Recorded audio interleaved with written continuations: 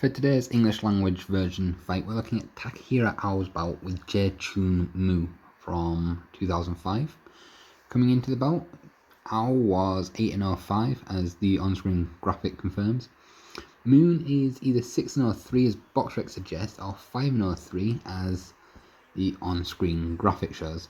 This was Moon's international debut. He later fought in Japan several times. He fought in the Philippines, and he even fought in North Korea around 9 months after this bout. For Ao, it was an attempt at scoring a 4th win for the year. He was 8-5, he was building momentum, he turned professional following a good amateur career. And he was seen as one of the future stars of the Taikon gym. As we all know, Ao in the future would actually go on to become a 2-weight world champion.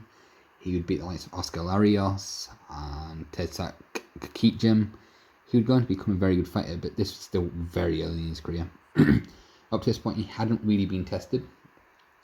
And yeah, Ao does look a little bit strange with short blonde hair, not a look we're too familiar with. He is, of course, the big favourite coming into the bout. He is regarded very highly by Taikon in Japan.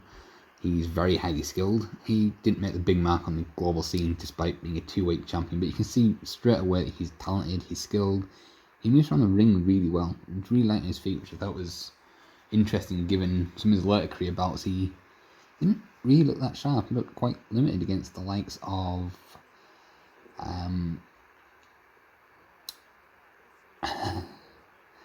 frozen up. Against the likes of Gamaliel Diaz, when he lost to Diaz, I thought he looked really poor. But yeah, we're off to a nice start. It's nice boxing, nice control work from Ao, who appears to have Moon hurt with a body shot there. Nice shot. Moon recovers. He's like most Koreans. He likes to fight back when he gets hurt. He is perhaps a little bit underskilled, a little bit raw on the edges, but credit to him for trying to make a fight of it. For coming forward, even though he's a big underdog, he knows he's got to try and neutralise the skills the really talented Japanese southpaw. But again, the skill was quite big, it's quite noticeable straight away. Moon obviously trying to think of plan B, plan C, something to go against to try and neutralise the footwork and speed of Ao. And of course neutralise that damn southpaw jab.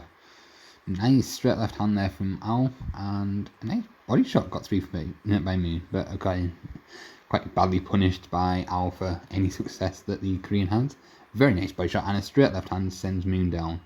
We've got about 77 seconds around left after the knockdown, so this is a great chance for Ao to look for the finish. Moon clearly not totally recovered. I guess you don't really recover that instantly from a shot like that. And he's taking the fight to Ao. Nice left hook from Moon.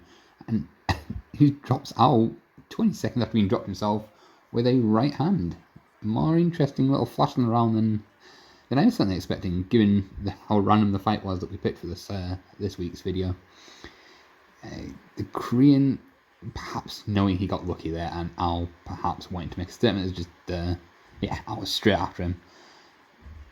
Nice straight shots from Ao, and the Korean again just comes back. This is really nice to see from Moon, who, let's be honest, looks crude, looks poor, but can't doubt his fighting heart and spirit.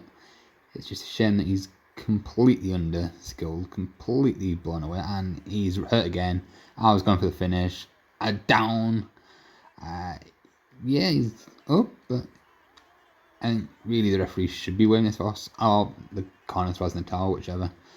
Yeah, it was fun to see Moon, fun to see a young Ao, massive golfing clash between the two, and I'd say that probably we got signs very early on from Ao that he perhaps wasn't this great prospect that Taikon want him to be, but he was exciting, and back then he was really exciting. Later in his career he would develop quite a frustrating, a little bit dull style. He'd get a bit controversial in terms of his results. Some of his wins really weren't that clear, and it's a shame because at times he looked really talented early on. As he stepped up the levels, he looked almost like he was questioning himself a lot, and his first bout with Diaz was just terrible. In terms of his performance, he was caught, he was brave, but he was really made to look rather bad by the limited Diaz. The second bout, oh boy, that is one of the worst bouts I've seen, so I'd advise you do not watch Takahiro Gamaliel Diaz 2. It is just a total match between two men who were so shot they shouldn't be in the ring. But anyway, this is the latest in the English language series. We will try and bring you another fight next week as we start to begin to see more and more action from throughout Asia, and we start to see boxing return to normal at long bloody last.